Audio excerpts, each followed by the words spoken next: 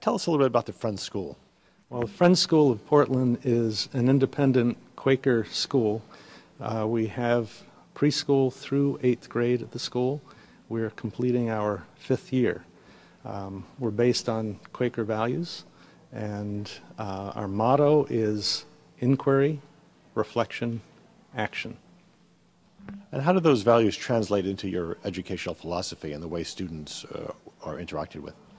Much of the education is experiential in terms of its approach.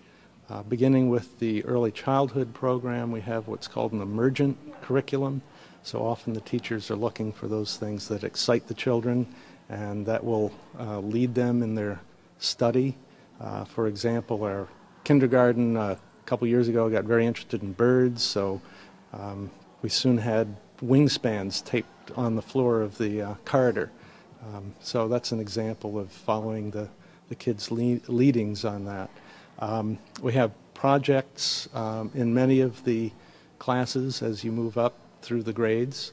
By the time a student completes the 8th grade, they should be ready for any school that they would like to go to. So most of our graduates, we have 8 of them, are attending various public schools from Cape Elizabeth up to Yarmouth High School. We have a student at Waynfleet, another couple other students at boarding schools, one in Connecticut and one here in Maine. You've invited Alfie Kohn here tonight to speak to parents. What do you hope to achieve with that presentation? Alfie is a nationally known critic of education. He also has some interesting ideas about parenting in particular, and we expect that he will address a number of those topics. The Parenting for Peace series tries to bring speakers who will bring topics of interest to parents to this area. Mr. Kohn, what is your message to parents tonight?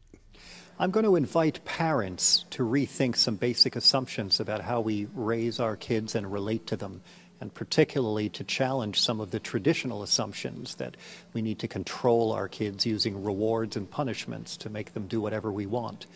Instead, I'm going to ask people here what their long-term goals are for their children and how it may be the case that we need to rethink the idea of control and bring kids in on making decisions about their own lives.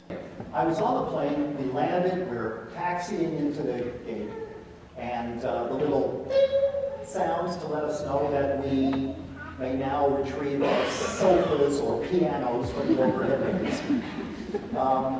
And while I'm doing that, this guy sitting next to me leans up to the row ahead where a guy sitting with his son and says to the father, "Your boy was so good during this flight."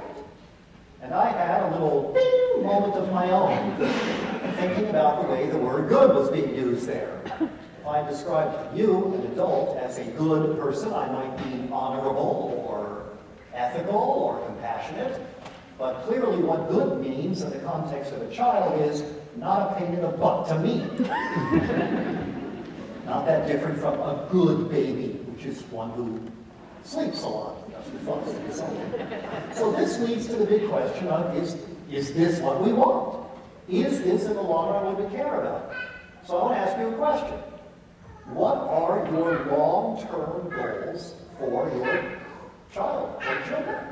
Have you seen more or less of that kind of control in recent years? Is it growing? I don't think anyone knows the answer to that. When people claim, for example, that too many parents are permissive and that's a problem that's growing, people are talking out of their hat. There's no good data on it. It may be that some of the techniques that are used for controlling kids have changed over the years. I would hope fewer parents using physical violence, like spanking on children. But even though we have found different groovier, if you will, techniques for controlling kids, the goal of compliance, unfortunately, still remains the same. And that doesn't help kids to become happy, ethical, compassionate people. And what are the techniques that parents can use or should use? Well, there isn't a set of techniques or a recipe. It's a matter of looking at general principles, such as talking